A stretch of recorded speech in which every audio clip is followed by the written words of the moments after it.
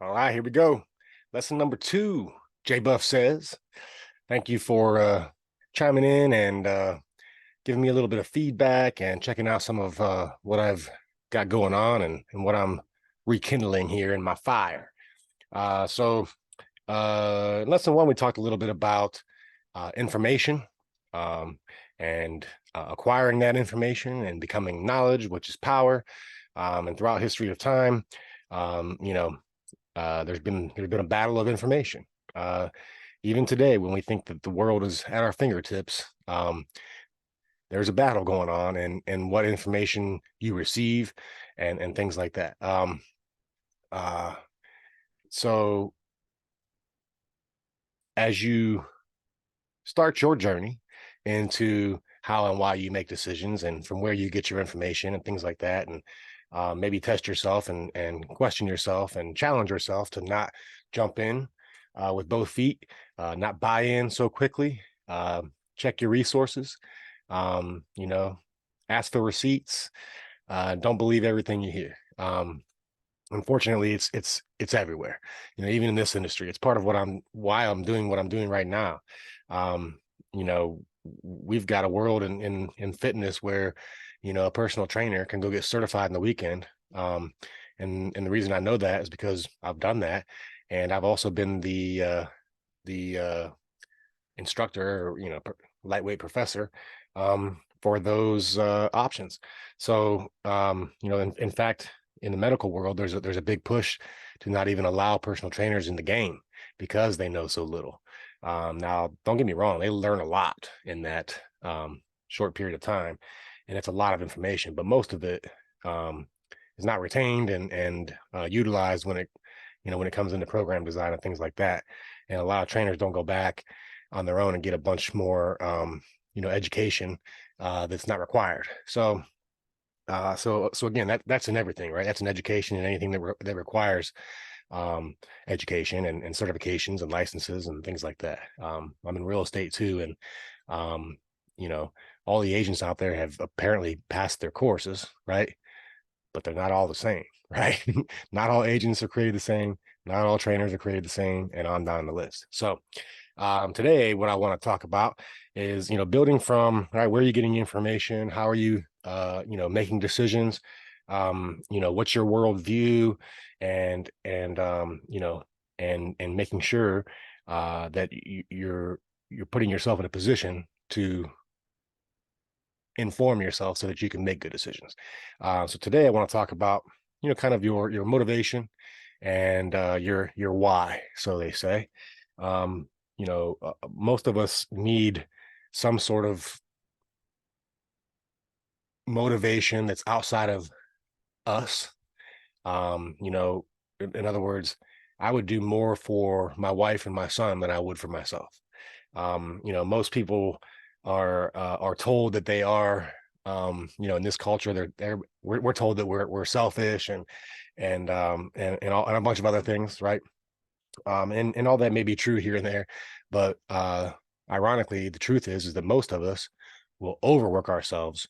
Most of us will give up our health and our sanity, um, you know, under the guise that we're doing it for them, and I'm going the extra mile for them, and things like that. And I'll take care of me later, right? So let's talk a little bit about what your world is, and what I'm calling this lesson number two is let your world be your why. It's your creation. So you create your world. Uh, you know, my father has said several times, a lot to life is luck, uh, and bad luck, right? So we're all, day by day and life by life dealing the cards that we were dealt to some degree. Um, that being genetics and our environment that we were born into and things like that. And some things are harder to overcome than others, right? Sometimes we don't even see through the blinders, which is why a lot of people end up kind of doing what mom and dad did, even against their desires. Um, the unfortunate truth is that people don't realize and take ownership of their actions and their decisions and their lives, so that when it comes to um you know realizing that you're not where you wanted to be in life. um I've done this. There are times I still wake up and like, how am I not farther along in life? And I've done some pretty cool stuff and accomplished some pretty cool things.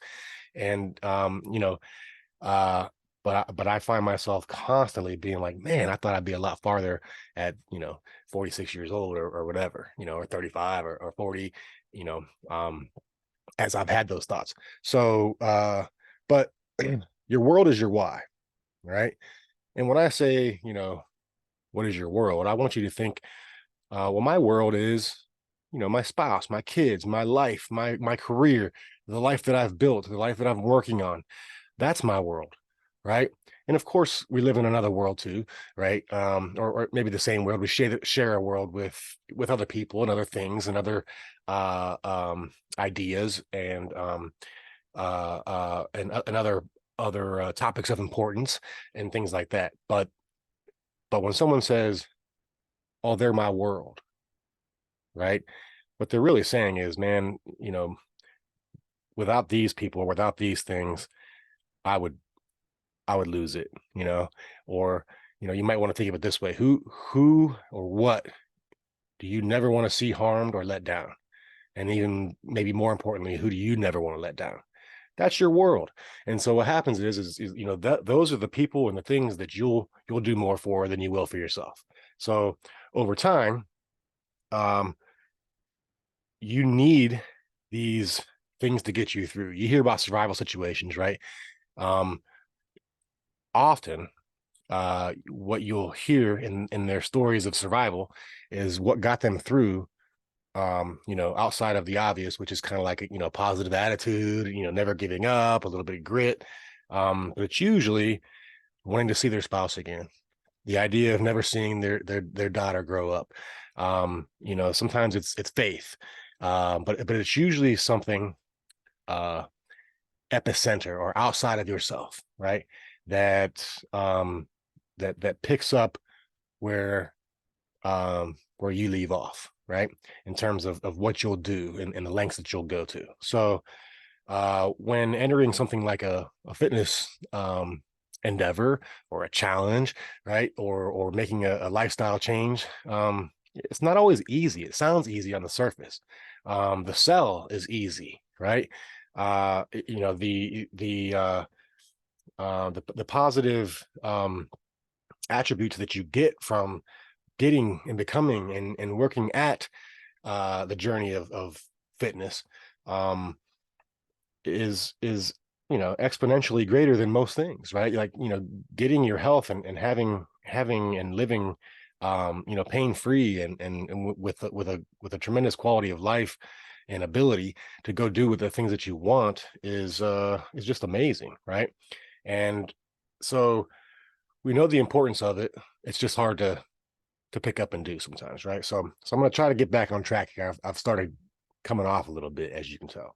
And by the way, sometimes you'll see me post workout before the shower, um, and sometimes you get me nice and cleaned up with a hairdo and everything. So, what is it here? It's about 6:38 in the morning. And I get to go see mom today, help her out with a few things, so that'll be fantastic. I'll see you soon, mom. And but here we go. It's your world. I'm just living in it. You've heard that, right? Um, how true. But the truth is lost in the sarcasm, right? So what we're talking about here is, what is your world and what means the world to you? So we talked about information and knowledge last lesson, making informed decisions. So at this point, it's like, well, at what point in life does a human take responsibility for their own actions, right? And I bet there are a bunch of parents out there going, maybe even my mom going, I told you, right? But yeah, when is it time to grow up? When do we take ownership of our own lives? And in our culture, especially, we protect the weak, right? We protect the innocent. We try to protect children. We try to protect the people who don't know enough to make informed decisions, right? In fact, we go as far as protecting adults to the point where we shouldn't, right? They should be owning their own lives, but different topic.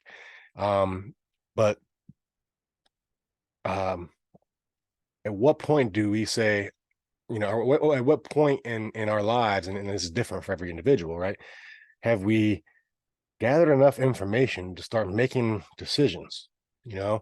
And are your decisions always going to be accurate? No. That's the idea behind lessons. And in fact, if we can get people to not, feel like a failure every time something doesn't go the way they imagine it to, and look at it as a learning uh, curve or opportunity, things would be a lot different for folks as well.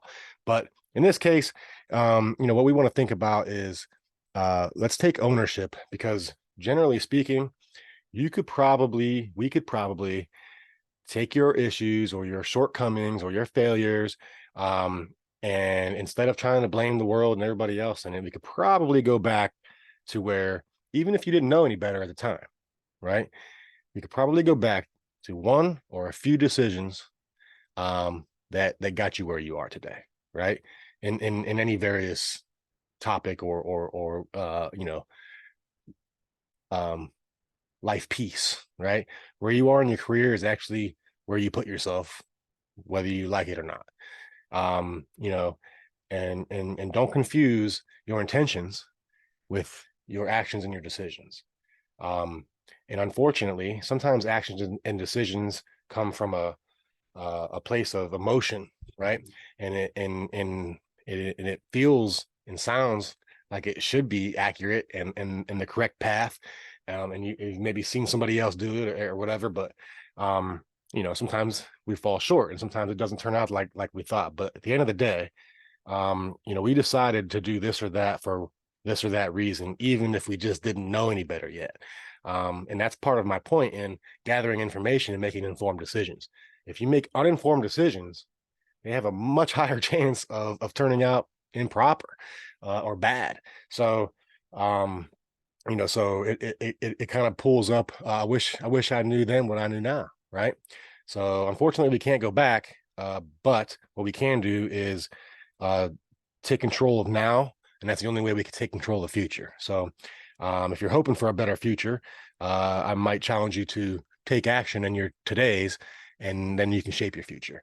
That's the only way to tell the future, or have a crystal ball is by knowing that what you say is the future is what you're actually going to build. So now we get back into what your environments and how you made those decisions and things like that. You have the environment that was given to you. Excuse me. You didn't have a choice in that, right? You were born to the parents and the family and the environment that you were born into. Um, but at some point, like we were talking about here, you start gathering enough information to start making right and wrong decisions.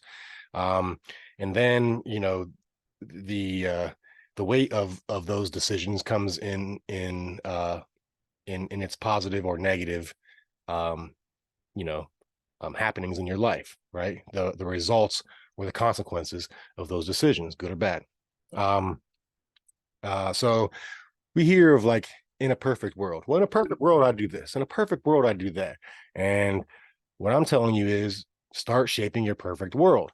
Will it always be easy? No. Will you always get it exactly the way you envisioned it? Maybe not. But shoot for the stars and get the moon. So you're doing it whether you think you are or not, right? Time passes, um, like it or not. So use your time to get you somewhere awesome in the future.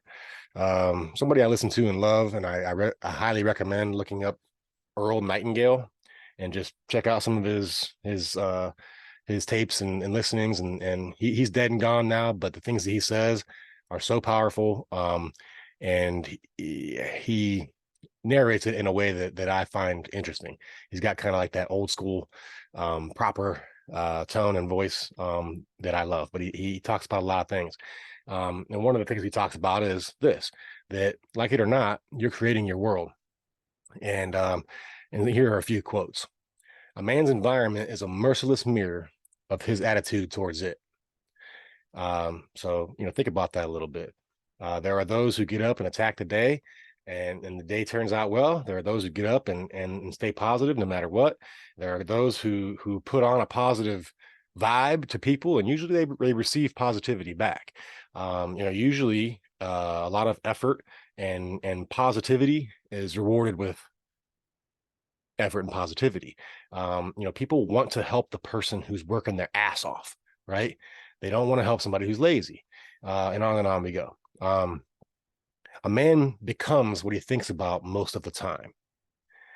And that sounds kind of weird because, all the things that we could think about, right? But this is my point when I say your thoughts, which eventually become your decisions and your actions, are what manifest as your life. So what you think about going to do as a job, right? Whether that's random application and you'll take whatever comes and I don't care, I just want to make $20 an hour or more, right? Or whether you're very specific in what you want to do for your career and your life. So if a person thinks bad things a lot, they will often end up doing or becoming that bad thing, and vice versa. So, and if a man wants to change his environment or wants his environment to change, all he must do is change himself, and the environment will mirror his change. We've seen this, right? We've seen people go from rags to riches, right? Change mindset and change their lives. Get out of a bad relationship and completely flip things, right? Clean up their lives from crime and drugs to someone who you would never imagine had done something like that in the past. So it happens, right? And we certainly salute people who do these things, but we can do it every day in our own lives. So, if you want to make more money, you gotta study money, right? It's not money. Getting more money is not the end goal, right? It's providing more service in the communities and the things that you do, or taking what you do and making it better. The more people and world that you service kind of comes back to you. So uh in a simplistic way, I have a little ice cream and root beer stand in it's in Russell's Point, but in Indian Lake, Ohio. We can only serve who orders from us and comes and grabs the food there and decides to take, we have a putt and some batting cages. But if people don't come there and decide to enjoy the environment there, it's not like a McDonald's where there's one, or five in every town, and on the opposite ends of every town and on every, highway exit ramp and things like that. So, but at the end of the day, um, I'm not going to make as much money if that's what I'm after in running a place like the root beer stand, right? As I might owning a McDonald's or several, right? Because say what you will about quality and food and all those kind of things, and service and experience, but at the end of the day, McDonald's can serve more people, right? McDonald's can serve millions of people. In this example, I can only serve, maybe 150 a day on a good day, right? So so the more people you service, the more money you're going to be able to make if money is what you're after. So so that said, you've got to decide what it is and how you're going to make your money. But if you provide more service, that's where the more money is. But that's a whole other lesson. So this is your world, and the people that we talked about that create your world, and the people that you wouldn't want to harm or see harm done to or let down, people that you go the extra mile for. you know, would the loss of your own quality of life, the loss of your health, or the loss of your life in general negatively affect your world, your people that you love? This is absolute, right? And so therefore, taking care of yourself, right? Pulling this back a little bit to some health and fitness, taking care of yourself and leading by example, end up the only way to truly take care of your world. So, and this gets back to an old adage, right? How do you take care of somebody else? You take care of yourself first. How do you love someone else? You've got to figure out how to love yourself and find peace with yourself first, right? Before you're going to find peace elsewhere.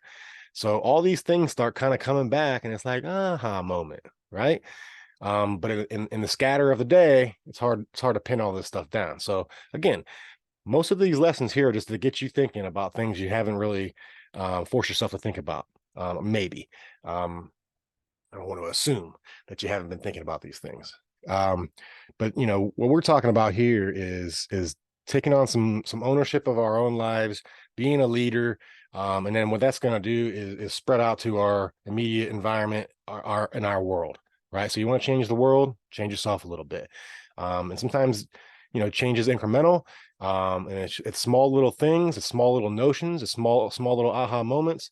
Um, but the motivation and who you'll do it for, sometimes will help you get through the hard reps, the hard exercises, the time and the energy and the focus that it takes to stay in the race and not give up on things because it's Friday and we need to drink, or whatever. So don't be, and this is what I'm going to use this to kind of close with. Don't be the parent or the leader or the boss telling your kids or your staff or your friends to stick to their guns, right? And to work hard to achieve their goals and to do what it takes, and to stop at nothing when chasing a dream when you can't, right? And this, and I see this all the time too, especially in this industry, because often the people that have had the ability to come pay me, anywhere from $35 to $85 an hour, or half hour, to exercise and be told some of these bits of information. Usually they've done okay monetarily, right? It's this piece they're trying to figure out. I've had people that have amazing jobs, and careers and businesses, from local to global. And what I can promise you is monetary success doesn't necessarily mean success. That's going to be a whole nother lesson on how we define success. But what I can promise you is that let's use a parent example. If you're a parent and your kid sees you take health seriously, make it a priority, if they learn from you how to eat properly, you're giving them far more than you could ever teach them, and how to go into XYZ, occupation or industry to make money. Does money buy you things that you want or need? Yes. I know a buddy of mine that'll laugh if he hears me say this, because we say this all the time. And they say, I saw, I forget who it was, but there was a comedian that said, they say money can't buy happiness, but have you ever seen anybody frowning on a jet ski? Right. So surely money buys happiness. And my argument is that money is actually freedom. I actually kind of make it almost like a joke. Like, you go back even to, in history, even in songs and ideas about America and freedom and all this stuff. Freedom is money, right? All the things that America has fought for, the freedom, is actually money. We've become a powerful country because we're wealthy, and we use that money to buy us freedoms, right? So you whittle that down to your own family. If you have money, you have the freedom to go on vacation and do things whenever you want, right? You have the freedom to have a home that you can, pay people to take care of, and you don't have to be your own maintenance man every day. You have the freedom to send your kid to a school that you enjoy and put them in a place or an environment that you of your choosings, right? So freedom money is a freedom thing. Health is a lot different. And so what we started with, and I'll tie back here, don't spend all your health, chasing all your wealth, because you can't get the health back. So we know that, right? Right now, it's like, oh yeah, you're right. I need to do something about that. Maybe you're thinking, but I'm telling you, get on it if that's the case. Change the man, change the environment, and then you be a good leader to your kids or your staff or the people that surround you and look up to you. And they and you will get far more out of that than they'll ever get out of a dime. I love you guys, and I'll see you next lesson.